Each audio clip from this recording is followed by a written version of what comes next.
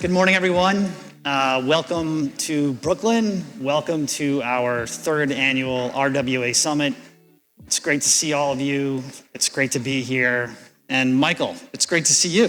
It is great to be here, Foster, and it's great to get the band back together again. Absolutely. I think, was it the last time we shared the stage together was at Consensus in the summer of 2024. That's right. This time we remembered to not wear exactly the same jacket, so we had the team outfit. We're actually better coordinated. But you know what? Yeah, that was like a year ago.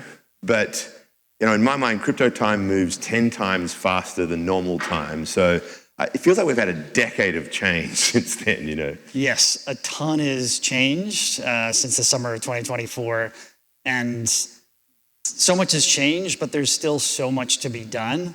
And that's why it's so exciting for all of us to be here together to talk about what needs to happen to move this industry forward. But before we dive into some of those details, maybe you could share a little perspective about some of the broader macro themes that we should be thinking about to help put these conversations into context.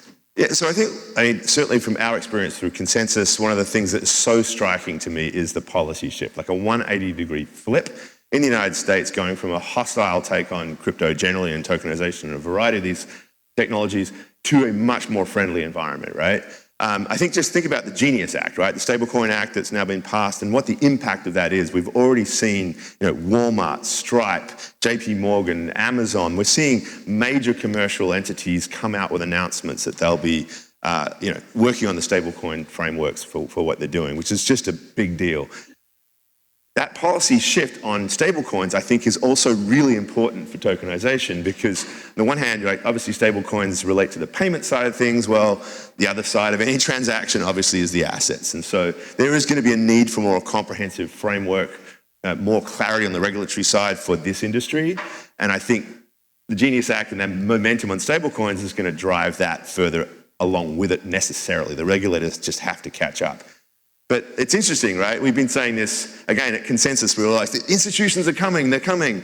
They're not waiting, it seems, for any of this clarity. They're already moving. And so it feels to me, and I can really honestly say this, that this time it really feels real, right? Just look at some of the announcements. NASDAQ, this bombshell announcement that they are going to make every stock available in a tokenized form to trade next year. BlackRock saying that it's going to tokenize its entire ETF business. We're talking about trillions of dollars of capital markets assets that are going to be coming on chain. This is a very big, real shift as far as I'm concerned. But I think, at the end of the day, the most important thing that's happening is actually in AI. It's not necessarily something that's a major topic here. I'm a little biased. I'm in the AI world these days, but anybody with access to the internet can see that this technology is moving incredibly fast.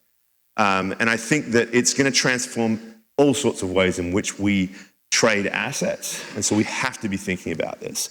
So I think about all these things, right? You've got policy, technology, and you've just got this real commercial and economic momentum that's happening. This is a convergence of trends that is going to usher in, I think, what we just can call the age of programmable finance, right?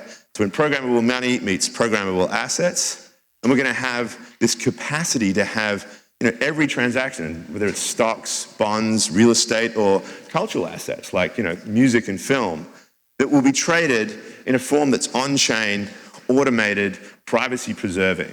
This is groundbreaking, right? If the world is going to change, let's think about, Mark Andreessen talks about software eating the world. Well, I think we can paraphrase that and say that software is about to come and start eating the financial industry, right?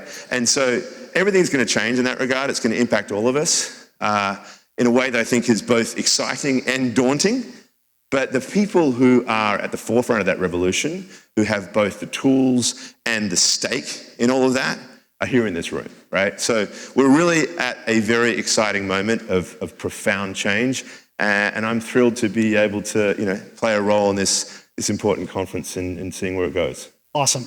Thanks, Michael. Again, super helpful to put everything into that context and to put that sort of extra layer of kind of macro framing around it. We have an amazing lineup of speakers, amazing content. We're going to talk about how we move the industry forward. We're going to dive into tokenizing private credit. We're going to hear about tokenizing equities, the 800-pound gorilla of capital market disruption. We'll hear from the SEC on what still needs to be done to create meaningful and lasting rules to encourage healthy growth for this industry. We'll be talking about what needs to happen, the next steps to get us to a goal of $1 trillion on chain. And as Michael referenced, we'll be talking about cultural assets. We're going to be hearing from the FC Barcelona team later today about their tokenization journey and what they've learned over the course of the last 5 years as they've started to really reach a community, a global community, through tokenizing fans in some respects. And for those of you who are football fans or soccer fans, FC Barcelona fans specifically, on your seats, there is a flyer with a QR code. There's a specific RWA Summit code that is specifically for everybody here in the room. You can download the app and get access to a special collectible that the Barcelona team has put together.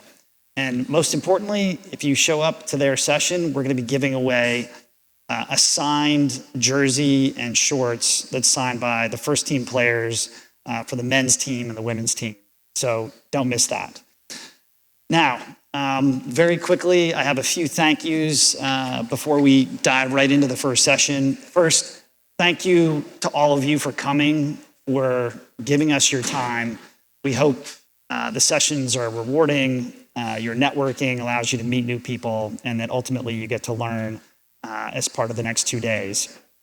Second, I'd like to thank Baji, Christy, and the entire Centrifuge team for curating not just an amazing event over the last 3 years, but for cultivating a really amazing community of both TradFi and DeFi.